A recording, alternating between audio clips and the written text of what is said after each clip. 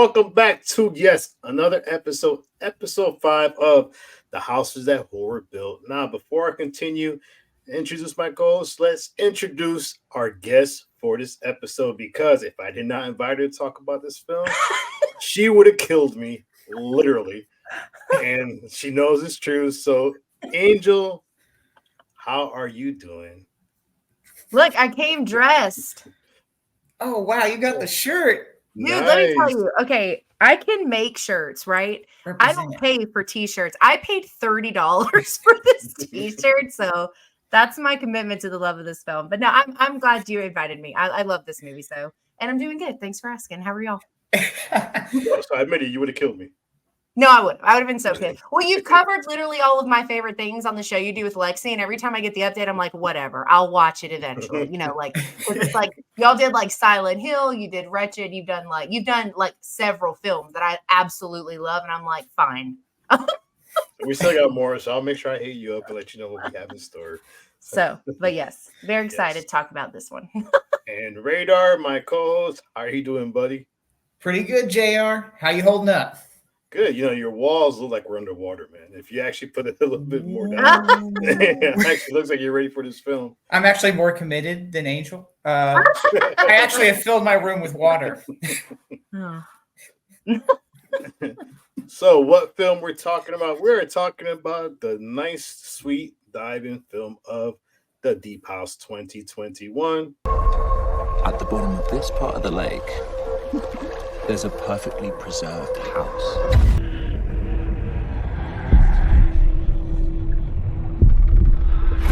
Everything stayed exactly how it was.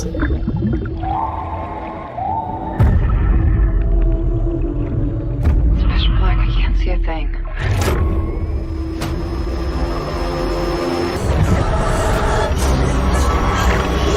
Directed by Alexandre Bustillo and Julian Maury.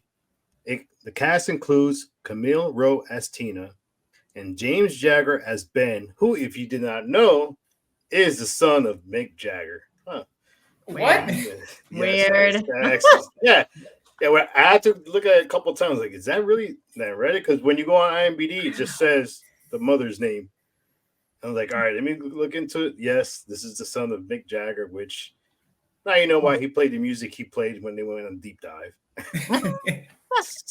So what's the synopsis of this film? Well, you have two YouTubers, which none of us will do this because we're not dumb, who decide to go into this French lake and explore this submerged house. Little did they know that the house they're going into, well, has some dark secrets that, well, they're about to, let's say, lose some air to. So the one thing about this film, which everybody talks about, is the atmosphere of the film, where the film takes place. So once you get past, let's be honest, the very slow, boring beginning and make it to the lake. Now, Angel, I'll start with you. Now, what did you think of the environment itself as far as the lake when we start off going into that deep dive? Yeah, so I think I've probably mentioned this 1,000 times or so. So I am like deathly afraid of water.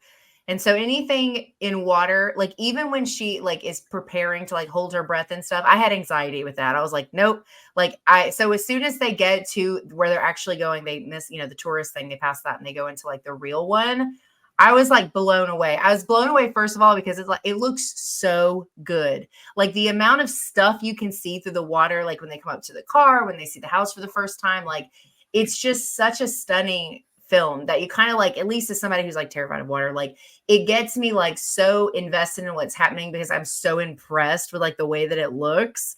But it was a little overwhelming for everything to still be like intact underwater like that. But I thought it looked so good. And it definitely already had me like super uncomfortable just from like the first couple of moments underwater. Yeah. What about you, Radar? I know you love diving. Help me. No. Honestly, it's like, I love how it's an interesting place to have the house anyways, but it's super realistic too, because there's a good amount of man-made lakes in France. There's Yeah. a well-known one in southeast France, so a little bit further away from it. But yeah, and sometimes it's just easier to leave buildings places when they do those man-made lakes. So it makes sense that, hey, a couple houses, got a few stragglers. What can you do? Collateral damage. So I think it's great that it's a great setting, but it's also super realistic. It doesn't take you out of the film. Yeah. No, it doesn't. And then the interesting part was when I started watching this film, it kind of reminded me a little bit of there's a film series on Netflix called Quran, which is basically a town that was submerged underwater because the landowner wanted to create a new, basically a man-made lake and a new town around it. So they just said, hey, we're just going to drown everybody and submerge this whole town. So it kind of remind me of that a little bit. Yeah, watch it. It's actually based on a true story, but it's Netflix. So, Of course it is.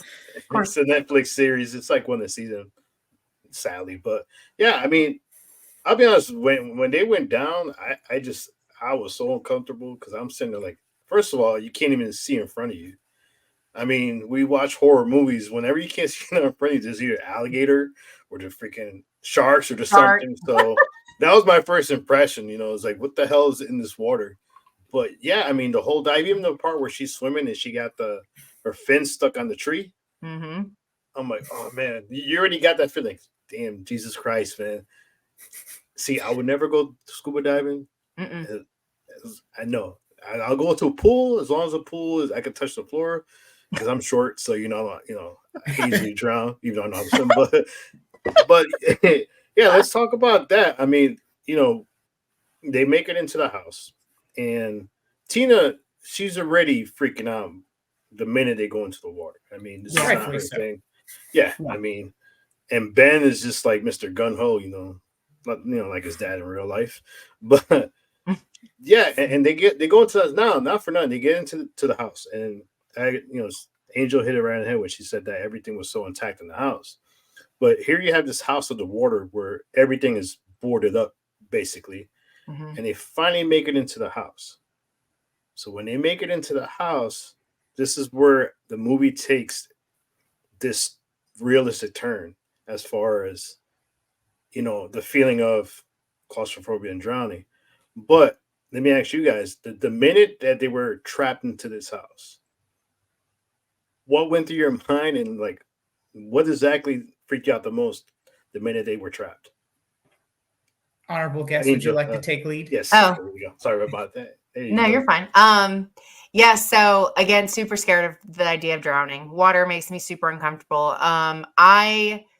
I mean, obviously, like going into it, but I think you get kind of wrapped up in paying attention to what's going on. And then so then when it happens, it's not obviously like a super big surprise. It'd be a very short film otherwise. But there's this moment of like, I already knew they make references to their heir multiple times before they even get in the house.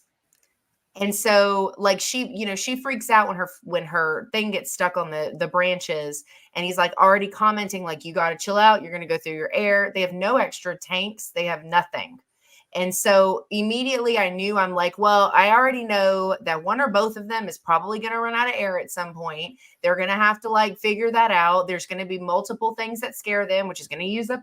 Like, I'm like thinking about like all of these things, like it's because that's like such an effective thing is like, thinking about running out of oxygen and what it feels like to not be able to breathe. Like, and I don't know, that to me, honestly, the fear of like drowning and not being able to have oxygen to survive to get out is far more scarier than everything else that happens.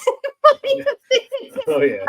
I can handle like spooky things, like to an extent, like whatever, haunted house. Okay, sure. But like, drowning, like, no, I can't. And I'm also in real life very claustrophobic. Like when I had my MRIs done, I had to take like a Valium because like I panic and they stress me out.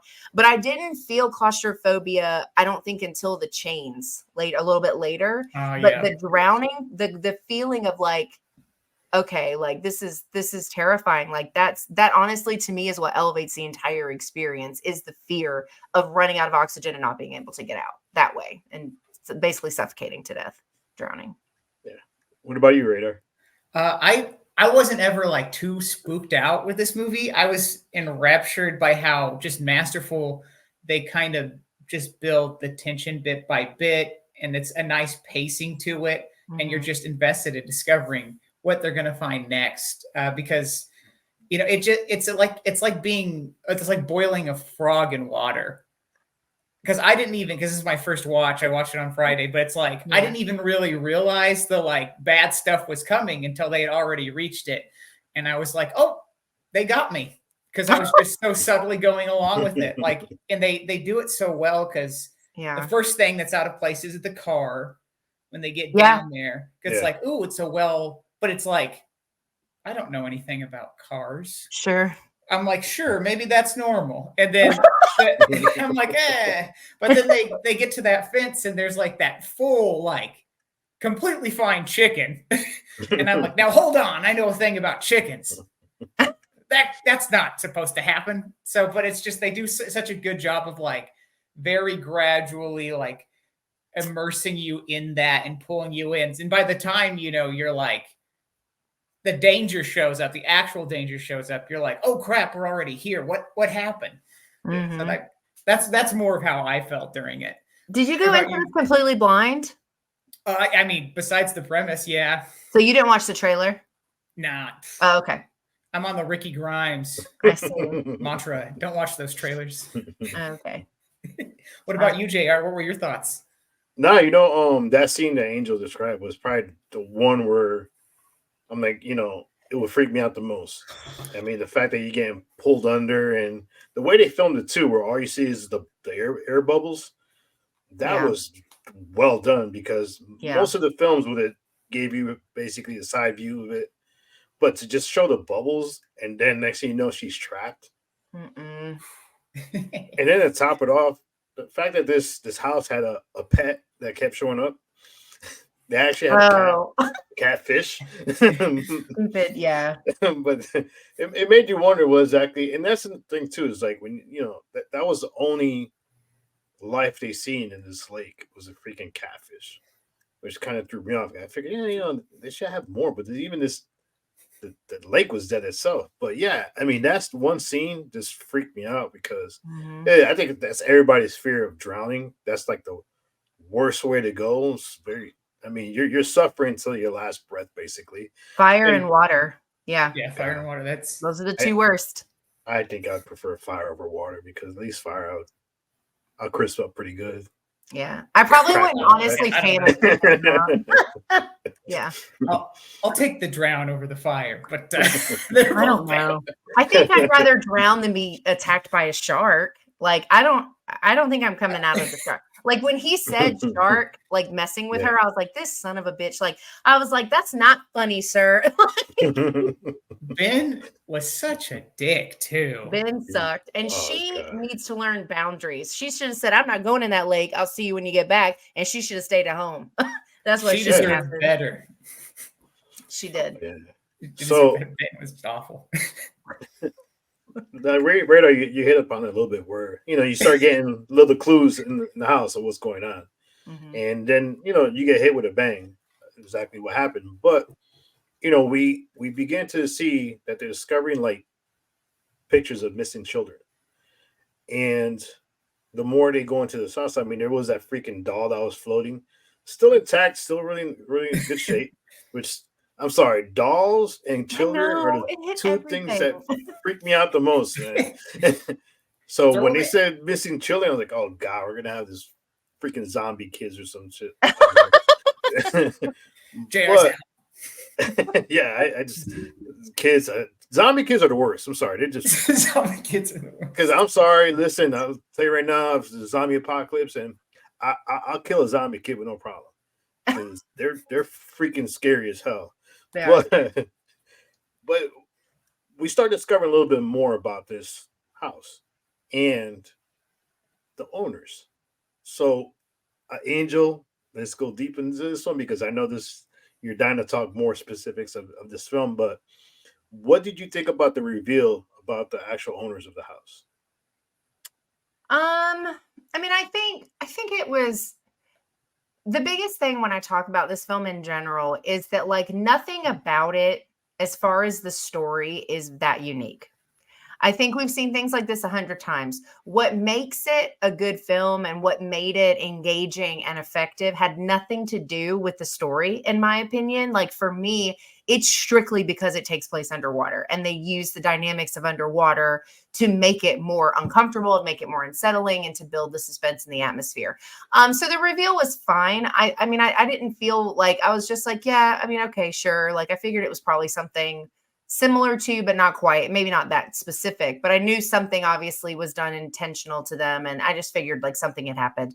But I think but again, it's not the actual story element, but I think the way that we get the information is actually kind of cool. The like theater scene when they're that was really neat. But see, like that reveal wouldn't have been as cool above ground. I would have just been like, yeah, okay, Freddy Krueger, got it, moving on. You know what I mean? Like you just would have kept it moving. But because it was like underwater, it's this theater. By that point, Ben is like acting all kinds of weird. Things are just bizarre at this point. You've already had multiple scares. You've seen a bunch of really weird things. And so it just ended up being this just like really like creepy, like reveal, I guess. But it overall, I think the delivery method was the strength of the situation, not necessarily the like story piece itself. Well, go into a little bit more. Like, what exactly was the one reveal that kind of captivated? Because, like you said, you know, it's been done before, but yeah. What? So yeah, with them taking the kids and then the people coming back after them, it was like, I think the moment that got me with that altogether was when it revealed that the brother escaped. And then I was like, well, I know who that is. Like as soon as I saw him like scramble out the door, I was like, okay, all right, I get it. I mean, honestly, I don't think you should trust strange men that you meet anywhere in general, but I really don't think you should do it when they're just like, hey, I know this super secluded place where you can go underwater where there's going to be absolutely no one but us. And I'm just so happened to be like super willing to take you there. Like that's red flag number 7, right? And so then, you know, when we get to see like, yeah, so anyways, but that was probably the only part of the reveal that really like got me was like when they're showing the people come in, I guess like the neighborhood or the not neighborhood, but the people in the town or whatever, like come into their house to like get vengeance on what they're because the kid's going missing or whatever. And then you see the brother like scramble out. I thought that was a nice touch on the reveal. But yeah, I mean, otherwise it was very Freddy Krueger. That's what it reminded me of. That is true. And we just talked about it. Fire and water. This was water, not the fire. So. What about you, Radar? I do have to agree with Angel. I mean, it was nothing new, right. But I will give it props for how it unfolded and revealed it. And also how it didn't like have to throw all the backstory at you. Sure. Why were they sacrificing people? I don't know. They're French. Who knows? Maybe that's what they do. I'm just kidding. I hope that's not what the French do. But they don't tell you. They're just like, yep, they were just sacrificing kids.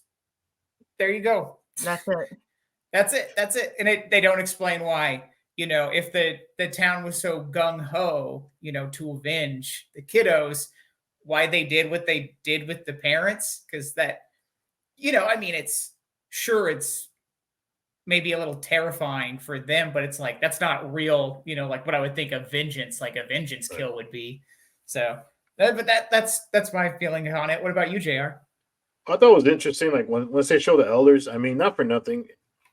If you have a couple that's chained up and masked, I mean, watching enough horror movies and they're YouTubers that, you know, explore certain things, you know, wouldn't you figure like, it has to do something with witchcraft. The fact that usually they're binded, their mouth is usually the first thing that gets binded, so they don't have to speak spells. You know, they're chained up, and then Ben goes, "Hey, you know, let's remove the mask, see what happens." I mean, first of all, who the hell would do that? Not me. Not nobody. I mean, yeah. I mean, this is a lot of Ben's. This is, you know, horror tropes. You know, a lot of Ben's decisions were dumb, which is, you know. But it's like, you know, the fact that from what I read a little bit more about it, they were actually Satan worshipers, so they were sacrificing the kids. Yeah, you could assume that. Anyway. Yeah, I mean, it was obvious, especially once she escapes and then she goes into the cave, and then you see all these bones and stuff. Like, all right, this is where they're sacrificing everybody. Right. I mean, just kind of cool because I would love to see more of that cave. That cave was pretty cool. But yeah, I mean, I agree. It wasn't something that was unique or different, but the fact that it was in water, and not for nothing, people chase you in the water. Like you're over here trying to conserve your oxygen, and you got the old guy chasing you in the dining room, which would have freaked me out too. And then the fact that Yeah. you had, which was one of the cool scenes, is the fact that the door was held shut by a crucifix with Jesus Christ on it. Yeah. I thought that was a very, very cool twist on this. Yeah. But I gotta ask this question because me and Angel are big found footage horror fans. And Radar, we'll bring you in a little bit more. You're gonna love the whole genre. Once we bring you in more, you you will be captivated. Oh, But man. one of the biggest things that I have, wrong with this film is I kind of wished it went the full found footage mode, because I do feel like the scenes where it doesn't go found footage kind of takes away from the film somewhat. And when they go basically first person perspective, you get more of the anxiety, the claustrophobia, and all that. Yeah.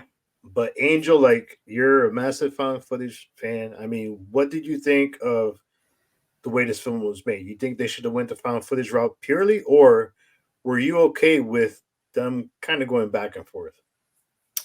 I think some of the shots that I love the most wouldn't have worked in found footage. So like the final shot when she's swimming, which is devastating. It took me days to come around to the ending of this film. But I don't know that that would have been as effective if we hadn't had the angle that we did. And I don't really know how you would be able to justify that. I mean, I guess some cameras might float, but I feel like that would be such a stretch. It would have bothered me. Because I feel like they do get a lot of those like first person POVs in this, like the chain scene, when she gets trapped in the chains, and there's plenty of things like that where it is like it gets you in that place that found footage does the entire film.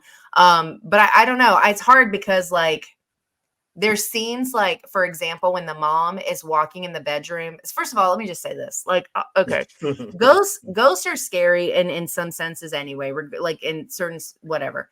But like there is something like so messed up about watching somebody walk nonchalantly, like they're just hanging out underwater. Like when she's just like walking along, you're just like, I am so bothered by this. Like it's so unsettling. And so some of the shots like that where you get to see them moving around in the water, there's scenes like that that I don't think would have made as much sense found footage wise.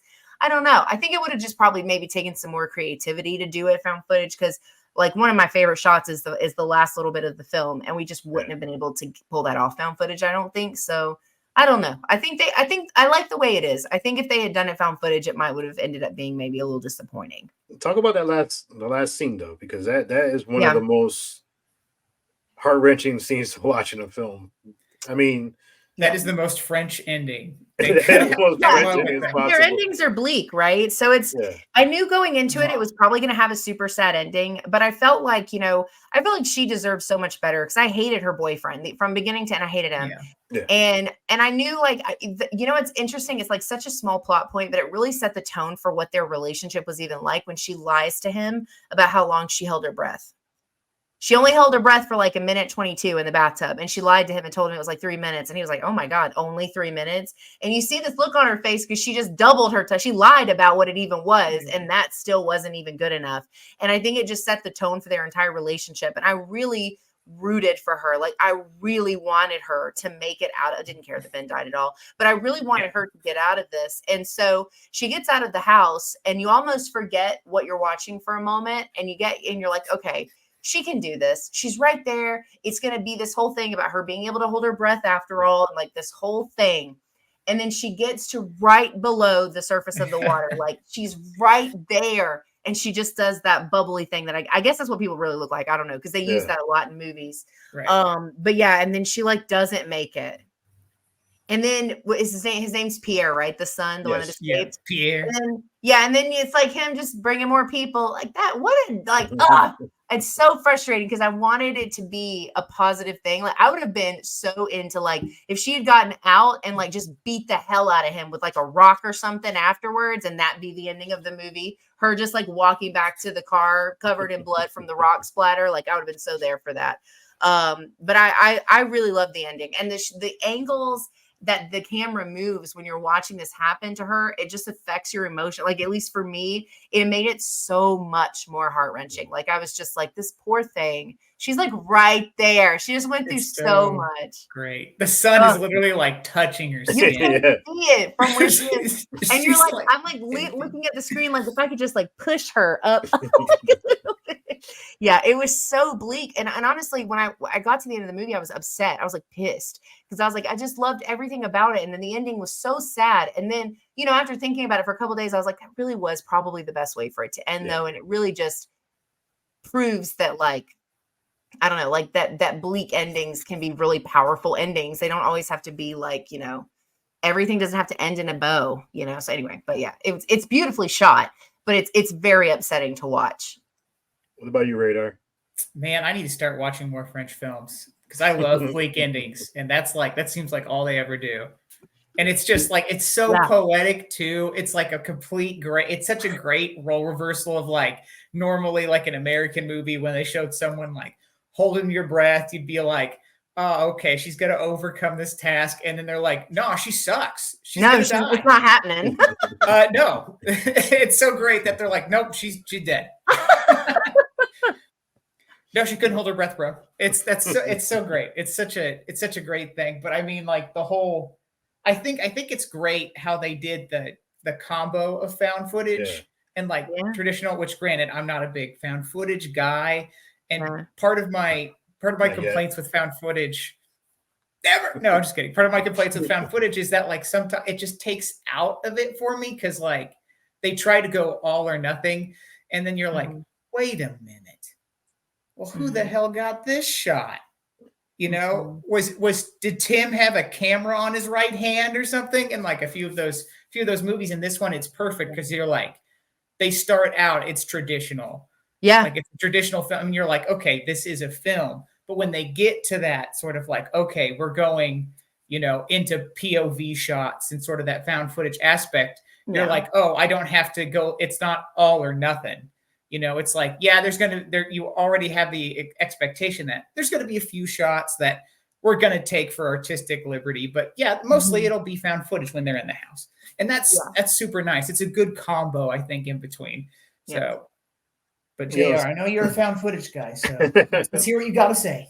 No, honestly, I thought that there's one way they could have pulled it off was with the rover. Because remember, they took over the rover. The spirits took over the rover, certain aspects in the house. Mm-hmm.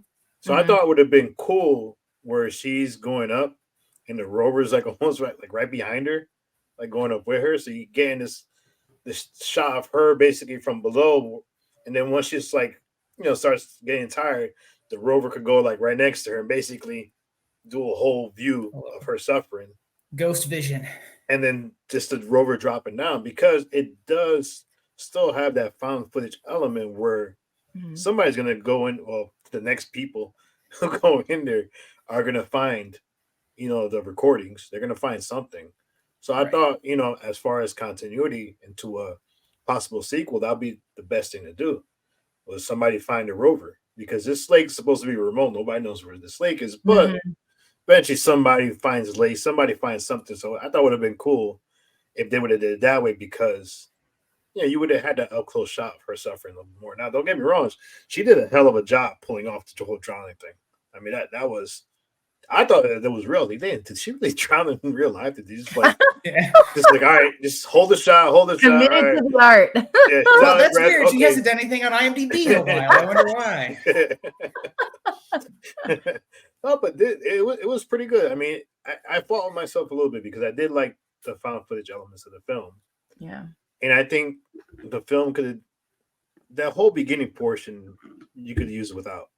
And the movie I compare it to is Open Water 3, where the whole 20-minute beginning was just like, I fast forward that. yes. I fast forward until they get on the boat in that movie because I don't care like at all. I don't care I about don't want people stories in my shark movies. Stop doing that. Gross. Watch that one, Radar. If you like sharks, That you'll is like a that one. really clever It's a one. really It's Open really Water good. 3. It's the only found footage shark movie Shark ever. movie. And the sharks look good. They do not look BS CGI silliness. They look good. Yes. Oh, I guess Very the first good. Open Water isn't a found footage, is it? No, none of them. There's like No, 8 of no. them. None of them are. No. That's the What? only one. That's wild. I wouldn't even consider it a horror movie. Dang. Because nothing happens. No, nothing happens to the Yeah, end, well- which you really don't know if they got attacked by sharks. And then Joe's like, well, but they were with real sharks. And I'm like, that doesn't matter. It's still a boring movie. You're surrounded by nurse sharks. Those don't count. Those don't count. Real Those shark. don't count, man. So, Angel, since this is one of your favorite films, Mhm. you got any closing thoughts on this film? I just really love this one. I wish more people were talking about it because I feel like it kind of went under like no one talks about this film. And then like sometimes randomly I'll post about it or I'll reshare something about it because I do really like it a lot and I've revisited it multiple times and people will be like, yeah, I didn't really like it. And I'm like, yeah, but I don't care. Like I just like, you know, when people go out of their way to like comment that they didn't like something you Yeah. liked, but they don't like try to make a conversation about it. They're just like, yeah, I didn't like it. I didn't think it was good. Well, I don't think you're good. How about that? Like, I don't care. But it's like, it's one that I wish more people were talking about because like the way that this film looks, I mean, like, and literally, and then you like go into the house. And I think this is like I know this sounds like silly, but one of the things that I think makes it so effective with it being underwater is that not everything in there is floating. Right. There's like shelves of books and things on the wall that have not moved from their space in the entire. That is so uncomfortable for me. Because like that doesn't feel realistic. That feels like you're already in like some like, I don't know, other dimension, somewhere you're not supposed to be. Because it's like nothing has moved. Nothing. And I think it adds like kind of what you were saying, JR, about there being like no other life really in the lake is like nothing in the house did anything that I feel like a normal house underwater would do. It didn't fall apart. There's not stuff floating and all over the place. And like it just was like it just looked like they like, I don't know, like you were on land and they added like a water filter over it or something. It was weird. And it was just so well done. And again, the people walking like normal underwater is so uncomfortable for me. The people who played the family, the daughter, the husband and the wife did an amazing job. Yeah. They seemed so unfazed. They're just like, yeah, we're just here. We just live here. Like, what? They just looked like it was no big deal for them to just like hang out, walk around like weirdos under the water. And then again, you know, the ending was just so upsetting and I don't know, it's just so brilliant. Like I really love when people can take things like a typical BS, like content creating haunted house situation with some found footage elements and really just upgrade that into this like totally unique experience just by adding the fact that it's all underwater. Like, and that's what like I know we talk about, especially like found footage, because we've seen so many of them, like, and even just haunted house stories. How many haunted house movies have we watched as horror fans? Like, and it's so hard to like get, it's like so hard to get anything new or unique. And this just really elevated the water horror type, I guess is like a subgenre, and then like haunted house subgenre. Like, I need more things like this. I'm so sick of everything anymore. Like, I feel like I watch the same shit like over and over again. And this was just such a unique experience. And I think if you can go into it and ignore the fact that the story is hella easy to like, you already know what's going to happen. You can probably predict the situation. Like, it doesn't matter because it's such an engaging experience simply because of the way that it's shot and it's being underwater. What about Radar? I know this was your first watch. Yeah. What's the thoughts on this one? So this is just like this is kind of like the idea when it comes to food that like some of the best food is just the very simple food that's just done really well. And that's what the Deep House does. It's just the plot's super simple. Mm-hmm. There's not a crazy amount of characters to spice things up. Mm-hmm. It's not like they're doing anything mind-blowing. It's just in a different setting, and then they do it really, really well. Yeah. they execute the basics. They got the fundamentals down. And Yeah. the uncanny valley feel too, Angel, that you mentioned is just done so perfectly. Because the thing that really made me feel off was the chairs in the kitchen. Because they were just like floating, but they never moved. Like they were just suspended. Not one time. I'm like, every time they went back into that kitchen, I'm like, what about those chairs? Are they moving? I'm like, one of them's got to move. I was honestly a little bit more freaked out by the chairs in the family. It was like, this can't be. Oh no. Yeah, I'm telling you, I want so badly to watch a documentary on all of the things involving the making of this film. Because like what did they do? Like how? Yeah. I don't know. Brilliant. And the funny part, what about the fact that the beds still had the covers on them and the pillows? They're made. And they look comfortable too. I'm like, man, I'm gonna lay down there. That's crazy. Everything was like in its place. That is so insane to me. Like that really felt otherworldly to me.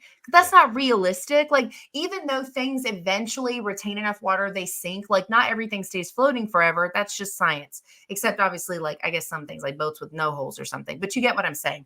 Like objects, like the shit in my house is only going to float for a certain amount of time before it sinks.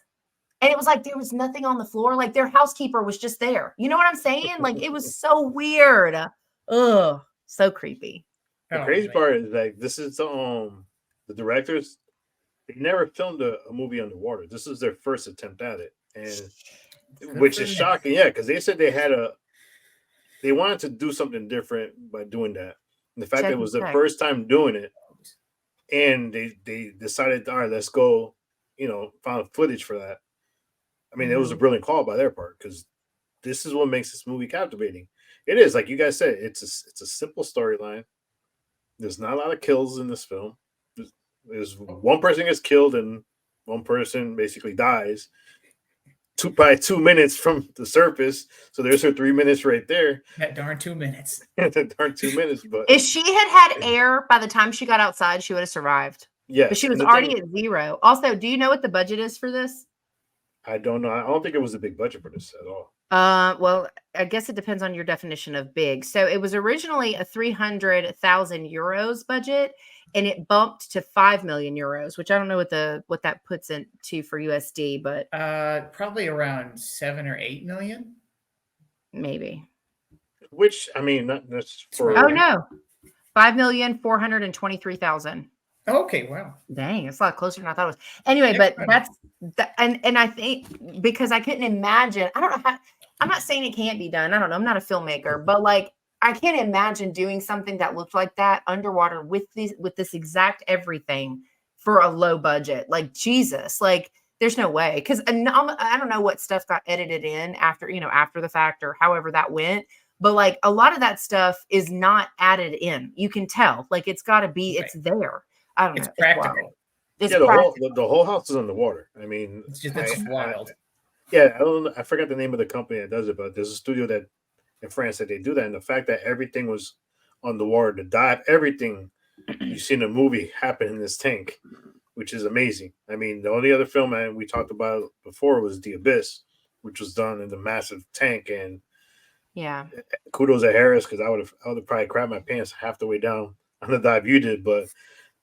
And if I was directing this film, and listen, you guys, y'all be in the water, I'll just be up top. And, yeah, I'm not directing from underwater, but yeah, this film is definitely, it is not talked about a lot. And Angel, I agree with you. This is either a film that either people like or they hate it. There's another film that there's no middle ground. People don't. When you read the comments and reviews, there's no middle ground in this film. Either they like it or they hate it. Strange, which is a growing trend in horror. Horror films. Yeah, that's true. I mean, either you like it or you hate it, because God knows I hate Exorcist. I still haven't watched it, the new one. Did you just say you hate it? You hadn't even watched it? Nope, I'm not watching it. And hey, I was right because dude quit. He was like, "I'm done. I'm gonna go make the Nutcracker."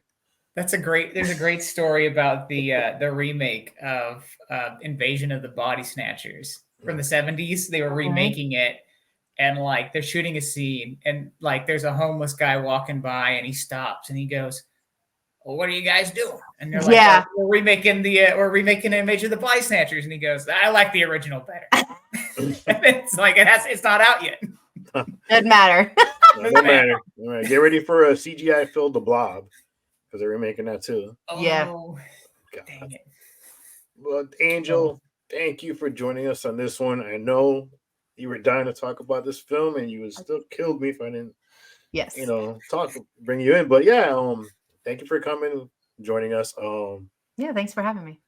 You'll be invited to more. We have a long list of movies we're gonna do here, and Radar. It's a nice mix of the new and like 40, 50 years The ago. weird. that too. So we have a nice time frame of movies, when a couple of decades, half a century. But yeah, we have a nice We little can bump list that here. up. Yeah, I think we're at 50. Yeah, I think there's a couple of we're at 50-year mark almost, right? Yeah, I'm almost sure. Yeah. Coming A up, few yeah. of them, yeah. Yeah, a few of them.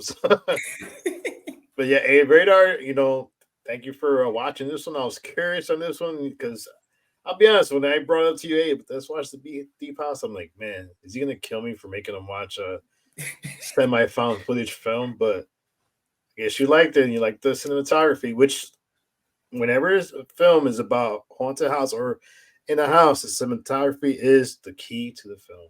And this one Right. was unique, different, and even afterwards, I was like, you know what? I'm not gonna go to the lake. I don't know what the hell's in the bottom of the lake. I don't like catfish because that fucking catfish freaked me out. One freaking catfish. But yeah, thank you once again, and make sure to share, like, subscribe. Got more coming your way, and Angel will have more visits, not only on this show but other shows on Horror Fiend TV, because she will kill me. Because I'm violent. Once again, thanks, Angel, Radar, co-host. This is JR, the house that horror built. Let us know if tu casa is filled with stuff that you want us to talk about, because we are looking to sneak into a couple houses that are not underwater. Till next time, peace.